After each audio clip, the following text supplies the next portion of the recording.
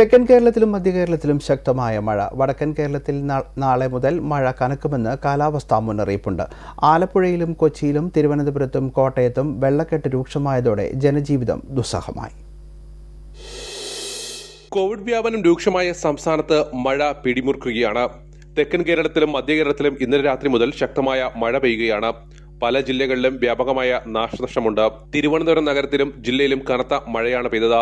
അരുവിക്കര ഡാമിന്റെ ഷട്ടർ 3 പ്രാവശ്യം ഉയർത്തേണ്ടി വന്നു. രാവിലെ 3ാമത്തെ ഷട്ടറും തുറന്നു.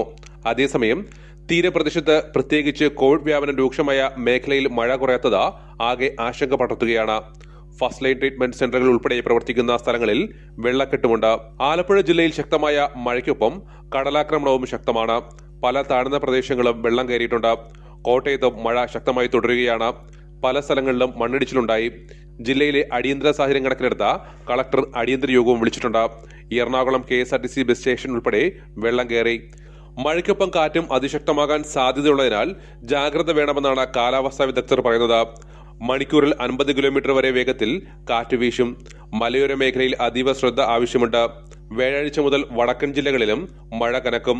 കഴിഞ്ഞ വർഷത്തേതുപോലെ തന്നെ ഓഗസ്റ്റ് മാസത്തോടെ സംസ്ഥാനത്ത് വലിയ തോതിൽ മഴയ്ക്ക് സാധ്യതയുണ്ടെന്നാണ് കാലാവസ്ഥാ നിരീക്ഷണ കേന്ദ്രത്തിന്റെ പ്രവചനം. തിരുവനന്തപുരം മുതൽ തൃശൂർ വരെയുള്ള ജില്ലകളിൽ രാത്രി മുഴുവൻ വലിയ മഴയാണ് പെയ്യുന്നത്. കാറ്റിലും മഴയിലും മരങ്ങൾ കടപുഴകി പല സ്ഥലത്തും വൈദ്യുതി ബന്ധവും തകരാറിലായിട്ടുണ്ട്. ജീവൻ ന്യൂസ്, തിരുവനന്തപുരം.